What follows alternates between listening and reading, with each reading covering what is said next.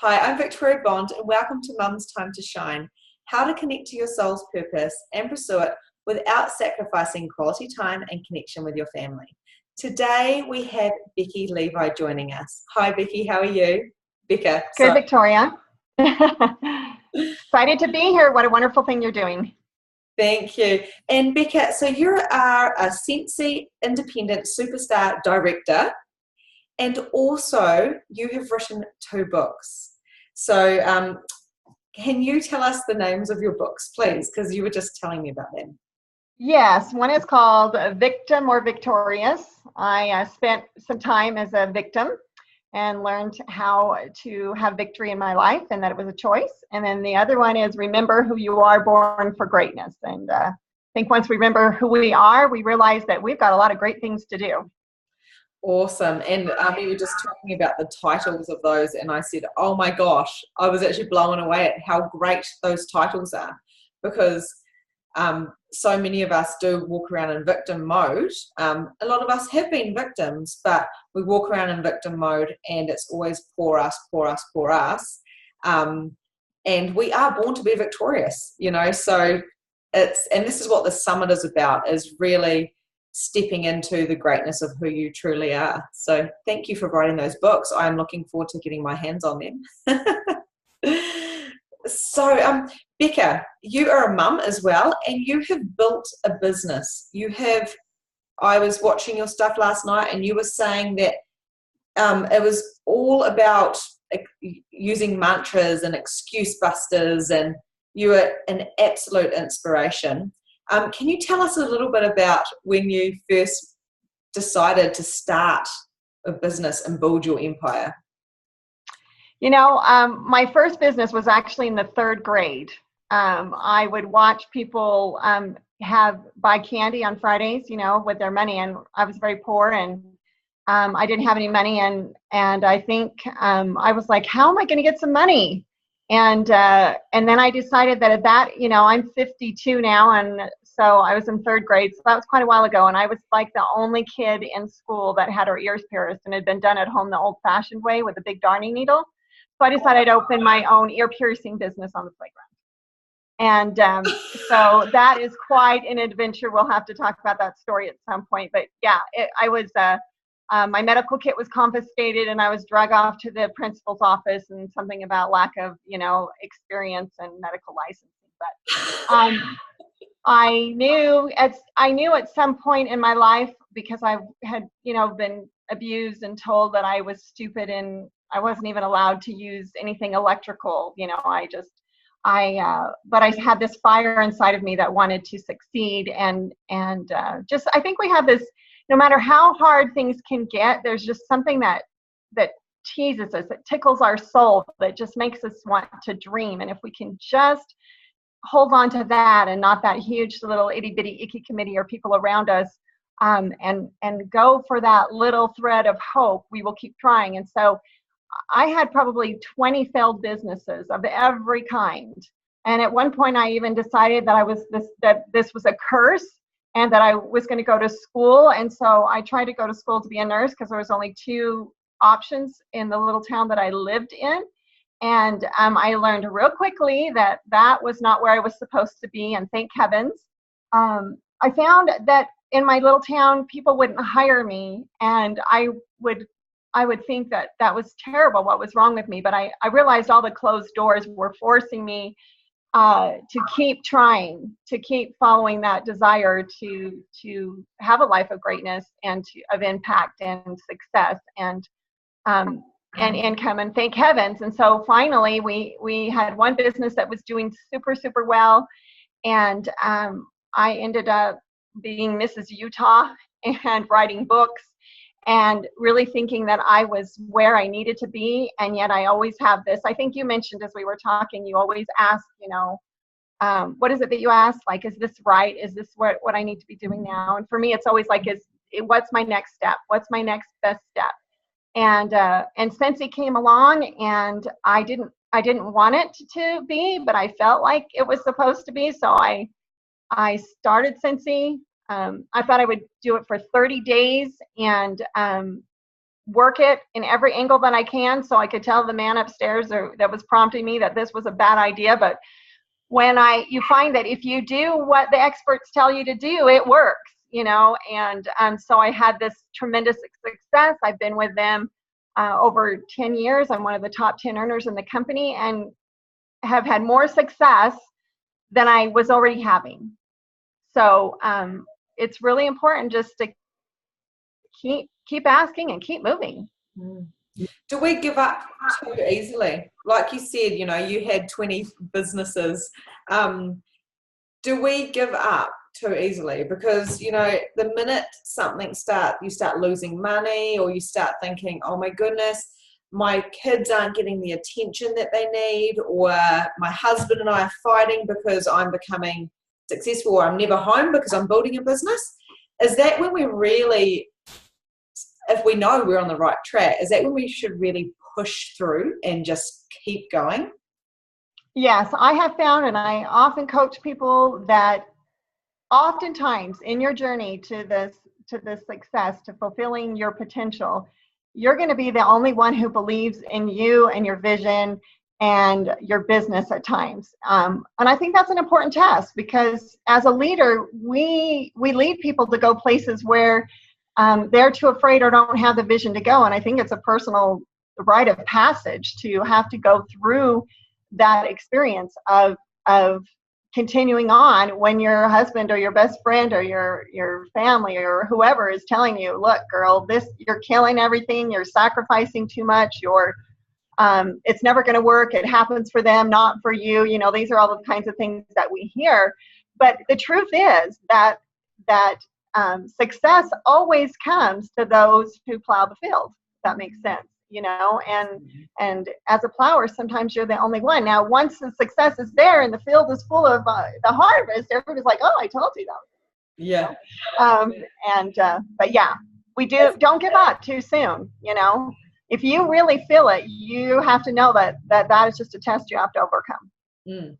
And yeah, it's about pushing through and saying, and going with what you're knowing, like if you know that this path is the right one, then there may be obstacles, but that's how we learn. And when we're children and we fall over when we're trying to first walk, because we didn't know how to navigate around the box or whatever, but we keep going. And that's what I'm learning more and more and more, is everyone that's successful says to me, you just have to keep going because you will get it.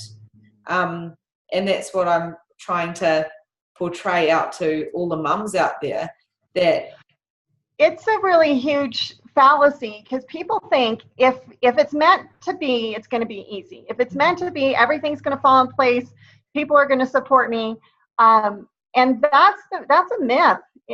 Nothing worthwhile is easy. And again, to have the kind of stewardship, to have the stewardship of the finances and the wealth that's available, and to have the influence, that we want to have and leave our mark and a legacy, not only on our children, which is our first most important people we want to impact and influence, because life is hard for everybody. And if we can't show that we can be victorious through it all, and that belief and then action is the key to success, we're not going to lead anybody there.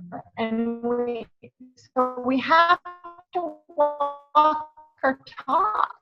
We have to show that I've succeeded, or others who have succeeded, is because they didn't give up. Absolutely. And so you were saying before that you grew up poor, so you didn't have a lot of money. So I didn't grow up poor, but we had enough, but we just had enough. My parents made sure there was always a decent food on the table and whatnot. But for those people that just don't think it's in there, they're saying, oh yeah, but you know what, Becca, you've just got the charisma, or they're always making excuses, and they think, oh yeah, Victoria, but you are this and you are that. We haven't all been born with a silver spoon. So how can we get past that conditioning of what rich means, what having money means? Because, people go, well, you're lucky, and I wasn't born into that. so I think what I'm trying to say is we get trapped in thinking that money means something that it doesn't. Did you have to overcome some obstacles Yes. to let the money in? Oh, tremendously so. First, I want to something I heard and I really, really felt like to me as truth is that the harder the journey, the greater your destiny. And I definitely know the harder your journey and the more you overcome, the greater impact that you can have. Because it's authentically you to know that, we all have a chance to be victims and we all have a chance to be victorious. And when you climb that painful path, and you find the joy that comes from success and wealth that you were so afraid of and you didn't think was possible. You just want the whole world to get off their butts and do something and believe in themselves. But, as the money started coming and success finally started coming, I was really like, and I had the opportunity to eat a nice restaurant, stay at a nice hotel, get a massage, buy clothes, do those things. Take care of my kids, all of that. I had this huge guilt complex come in. It was real, and I believe in, and I was just asking how do I make peace with this? And I remember the impression that I got was, okay, the people who build the buildings and cook the nice dinner and do the massage and do the decor and create these beautiful things you want to buy and design the beautiful clothes, I gave them their talents too. And they want to be successful and they want to share the passions and talents I've given them. And if nobody will buy it, then how can this pay the full blessings and talents that I gave them? So some wear their clothes. And then there have gratitude. And I said, well, when you put it that way, then I'll sit in that chair and sleep in that bed and eat that food. Somebody has to do it. It is a circle of life. And we need to be givers and receivers. And those talents that come from above that each person, you have, I have, you have, that are just oftentimes waiting to be discovered, there's an exchange that has to happen. And if we don't open ourselves up to receive that, then God's going to put someone else in that chair and to bless them. We bless each other by fulfilling our own talents and by receiving the income that can allow us to bless the lives of others. Am I making sense? Absolutely. Just like the conversation we were having before of how yesterday I said, hey, who can I contribute to and who can contribute to me? Because my house is a mess and my summit is my focus. And that was what I was telling you about, was that person said to me, because I thought, oh, who wants to clean my house? And that person and I had a hug afterwards, and she said, thank you, because you have saved my butt this week.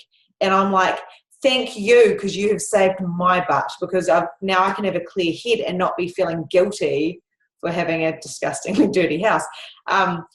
And she was just as grateful for me as I was for her. And I've messaged her probably 3 times, maybe a little bit over the top, saying, thank you. I just had a shower and it was so clean. And you can never presume that that person in the motel doesn't want to clean the motel, or the cafe person doesn't work there, because my mum she cleans motels and she loves her job. She loves it, because we can be blessing people in whatever job we are in. So daycare teachers love being daycare teachers, most of them, and they probably don't get paid as much as they should. I think that's a really great way of thinking. I want to just also I was homeless for a while. At age 8, my mother left me and my 2 sisters, and they were 2 and 4, and I was having to take care of them.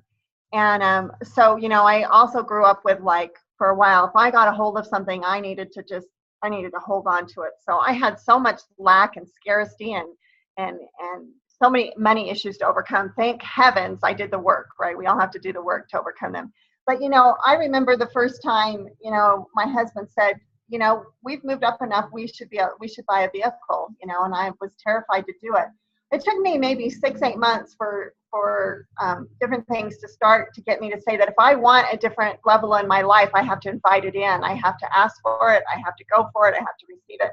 And each of the times that I did that, when we bought that first vehicle, and it wasn't even a new vehicle, not even a brand new one, but it was way newer than anything that we had been driving. I felt a change, an energetic change, a vibrational change. And every time we say yes, and every time we ask and we do our part, right? There are literally vibrational changes. I love James Allen, who said, if you want to physically transform radically your surroundings, then change your thoughts. And if you change your thoughts, you'll change your actions, and everything will change. Mm-hmm. Absolutely. That's amazing. And it's amazing how you have been through more than most, and then you've succeeded. That drive, that burning passion. And I know that you have the same burning desire as I do to really contribute to the world and help people, because we do get stuck in a victim mode, and shitty things happen, really shitty things happen, and it's horrible, it's heartbreaking, but when we commit to our living and turn up and say, well, actually, like you committed, I love your story about how you became successful, because you did a hell of a lot more than a lot of people are willing to do. And now, like you say, you can bless so many more people. And you teach and coach people and empower people, and you've written books. And thank you for just being the amazingness you are, because that is how you wouldn't have been able to do that if you thought, I don't need money. I don't need these things. I just need to be safe, because you didn't have that safety as a child. But instead you went, I've got this and this is great, but how can I contribute to others? Okay, I can become successful and then I can contribute. And you've taken your daughter on the journey with you. So talking about family and stuff, so how has your family contributed to your business? Not having a family growing up, after the age of 8, not having that, I think one of my main drives to be successful and to have my own financial success was to have a family business where then I could always have my family close, to create that. And so, my husband and I have been able to travel and work all of these businesses together and spend, 24/7 together. And then I was able to hire our one daughter, and she works full time, and we travel all over. We're always winning trips and things like that. And so, and my kids, during that, when you first start building a business, it's hard to find balance. It really is. And so there are things that we can do to include our children and to try to bring as much family connection in. And then eventually you'll get to a place where all your systems and everything's in place, and then the whole family's on board. Because I talked about earlier, there was a time when the only person who thought this was worthwhile in the family or even possible was me, and that was hard. But like we involve our kids in maybe making a dream board. What do they want to work towards? A family vacation, and so if they help with this, or they don't give you grief, or they're quiet when you're on the phone, or they help sort your orders or whatever, that at the end, if you achieve this in your goals, then we go here as a family, and they chose where that was at. But a lot of times they were unwilling participants until the blessings, financial blessings, and then travel and opportunities for schooling, or things that never would have happened without a business success, without income. Now they couldn't be more grateful. But so you try to include them, and hopefully that works out where they work for you full time or whatever. But yeah, so that's kind of what I do. And there's a lot of let's talk about as well, is really staying engaged with your children. And what I love what you said about that was the dream board. I teach law of attraction and all sorts of stuff, and oh my goodness, I've never thought about doing it for my kids. It's terrible, but what would it take to have workshops with children creating these amazing dream boards and starting them from an earlier age of I know we teach about an access consciousness, about asking the child, you know, with conscious parenting and stuff, what they're aware of. Because the thing is, these children, as you know, because you had to grow up extremely quickly, are a lot more aware and a lot more clued on. You started a business in 3rd grade, come on, you know, like, you didn't have those limitations about I can't afford an ear piercing gun, this, and this. You were actually like, I have this idea, and you went boom, straight for it. So kids are amazing in how they can contribute. So yeah, that's really interesting. Another fun way to include the kids is, you know, have them draw the thank you cards. If they're young, they can color the thank you card, you know, and or the birthday card for your client, you know. And you know, sometimes we worry. One of my favorite things is you do not need to be perfect to be powerful. You do not need to be perfect to be powerful. Just come from a place of love and your own quirky authenticity. And, you know, when your clients see, you know, that your kids are involved in your business, they want to support you even more. And it's amazing what things can happen when they see, and how many people want to join you on your journey when they see how you incorporate your family. And a lot of the time, people aren't buying the business, they're buying you. So what I love about that as well is I do a thing called access bars. So it's touching different points of the head to release different trigger points and stuff, which is, I'll tell you about after. It's very, very cool. And people don't know what it is, but they know me. And I've been doing their hair for years, and they say to me, I want that thing you're doing. Because they're following the energy and they know it. It's just like with Reiki and whatnot. People know. And that brings me what we were talking about before, is having that passion and following your knowing and what you want to do, because it's you everyone's attracted to, you know, like, I want to buy Sensi off you right now because you're amazing and I trust you, you know. So for mums who don't know where to start. So this is why I was drawn to you also, is you have mums, they don't know where to start. They don't want to go and do a 9-to-5 job because of all the full-time mum job they have. What do you recommend to them? They know that they're more, they don't know what it is, and what is a couple of steps that they can do to find success? Number one is always, you have to work on your belief in yourself. You've got to get the absolute truth that there is nobody like you, that there's a journey and a greatness for you to accomplish that no one else can do. So we have to work on that self-love and that belief. Then we need to work on, and a lot of that will come through reading just good books. So work on your self-love, spend some time growing, and then look at what you're passionate about and ask, you know, some of the questions I ask myself every day is, you know, what question can I ask right now that would change everything? Yep. How can it get better than this? What have I not even considered yet? And just start throwing out these questions. What is my next best step? What business should I go into? You ask those questions, I guarantee you the aha moment will come. You'll hear an opportunity, you'll realize you're passionate about this, you'll realize it's been sitting there the whole time.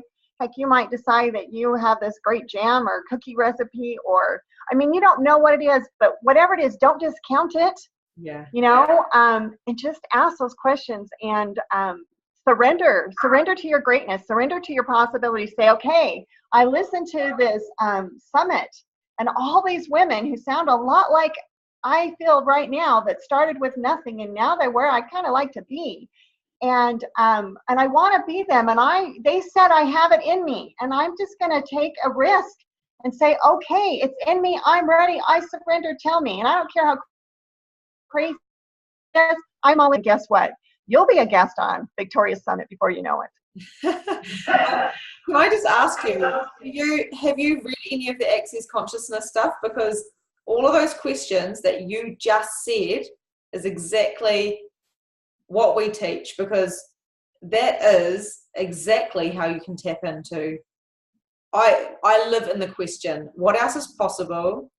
What can I create today to have more energy in my business? Or any question like that. That's why I was laughing. I was like, oh my gosh, you sound like you're an access consciousness coach. Well, you are a coach though, aren't you? So yeah, and actually I have had the bar therapy. I love it. I highly recommend it. Anything that we can do to, we literally have neural pathways that are formed in our brain based on the unhealthy ideas of well-meaning and sometimes not well-meaning people in our life. And there are things that we need to do physically and mentally and spiritually to get rid of the old so that we can receive all the new that Victoria and everybody's telling you is here for you. And like I said, if you think, oh my gosh, I would love to believe that much, I would love to just look that happy and have that much going for me. I was a victim. That's why I wrote that book for a long time. But that tiny little hope is what I fed and held on to. And it's in all of us. It's in all of us. And sometimes going back to a memory. So when after my second child, and having my breakdown and not wanting to get out of bed, the only reason why I kept going was because of my beautiful children, of course, who I loved with all my heart and soul, and my husband and my family. But I was low and I had this sinking feeling every day. And I didn't want to, like I said, I didn't want to get out of bed. I wanted the bed to swallow me up.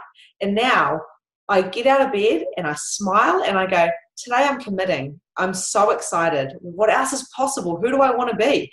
And I've been able to release all of this heaviness off me. So it's actually amazing. And what got me through that though was going back to that memory of that 10-year-old of saying, life is amazing. It is magical. And I'm here for a purpose.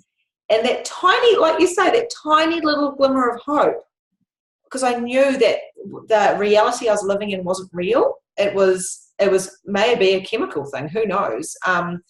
And I wasn't nourishing my body, but hold on to that glimmer of hope. If sometime in your entire life you have thought, I've got it, and you've had that moment of consciousness, I've got it, wow, and you've tapped into that, you can get that again. And like this, mentally, spiritually, emotionally, all of those things, you look after those things, you'll have more of those moments of aha until you're living it. And it is possible for every single human being. Yeah, it really is. One thing that really helped me in my journey, because what I call that little itty bitty icky committee, right? The one that just beats us down in every idea and tells us you're crazy to consider that. So there's many times where you'll listen to a summit like this and you'll be like, okay, and then you're 6 hours in if you're lucky, and you're starting to wane down. And so I put everywhere, like it was right before I went out my door and in the dashboard of my car, that if I will do the things highly successful people do, I will be highly successful. So even though I wasn't feeling it, even though I wanted to throw up, even though I took a lot of times where I would get in my bed in the fetal position as a grown 40-year-old woman with a cover over my head and say, I can't do this. When all of that stuff came up, I would maybe, allow myself to pity for a couple hours, and I'd be like, no, and I'd get back out of bed, but I'd look at those signs that said, it doesn't matter if I feel like I can do it, I just have to do the things highly successful people do.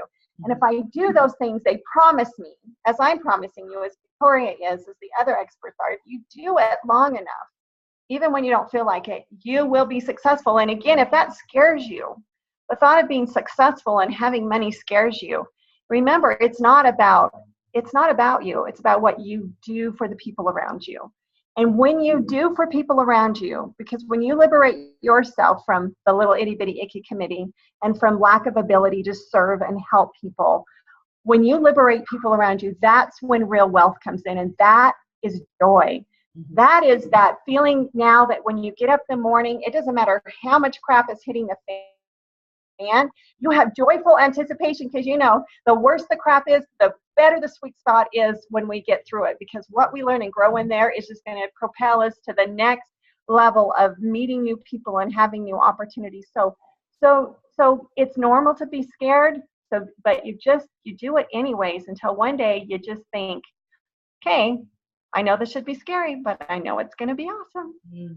Absolutely. And that's what I've actually taught myself is before I go teach a workshop, an access class, or whatever the class is, I nearly step out of myself. Like I'm always telling people to step into themselves, but I get out of my own way. I put my little Victoria, the little girl, the inner child who says, actually, you're not very clever, aside, because now I know that's just false. My husband always says that I'm clever in all the right ways. And I'm like, thank you, because like I said, I can't spell.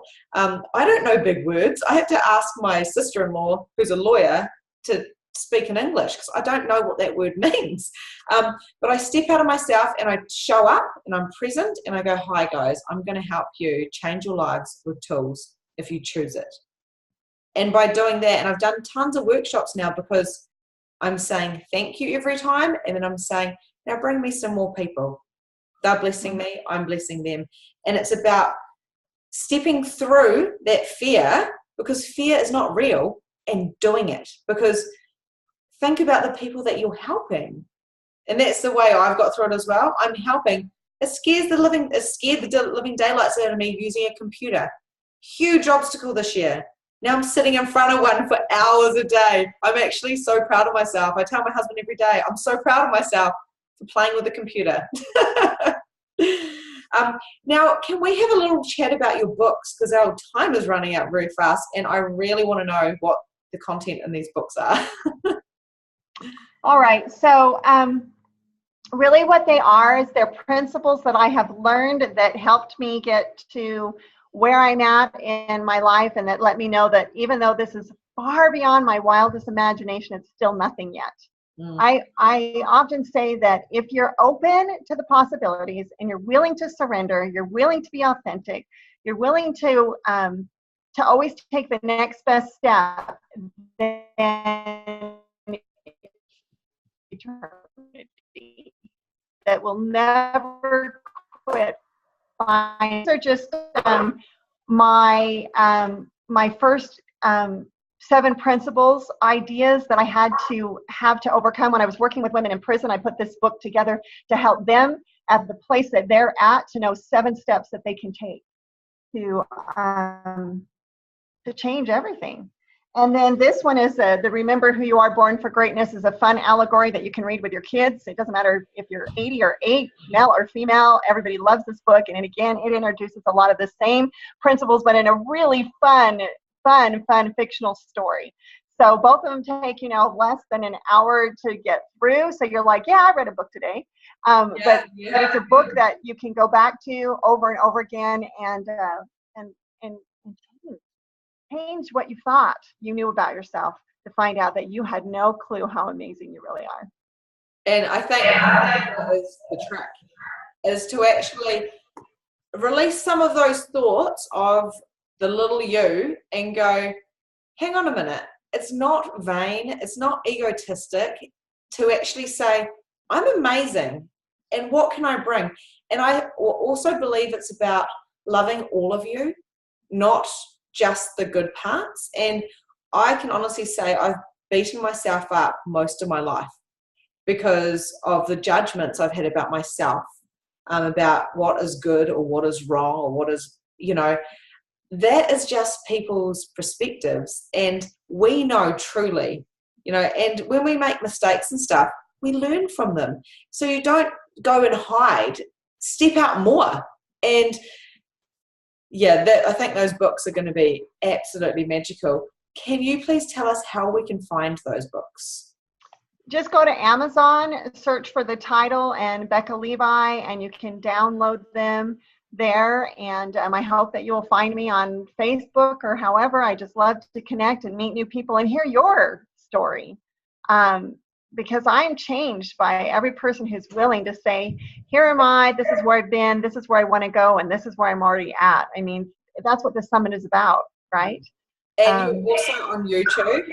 Like I said, I was watching you last night and had to try and, wow, you were so inspirational. And I love how we have this technical kind of digital era, because we can connect. And even when I saw you this morning when you popped on, I was like, wow, you're beautiful.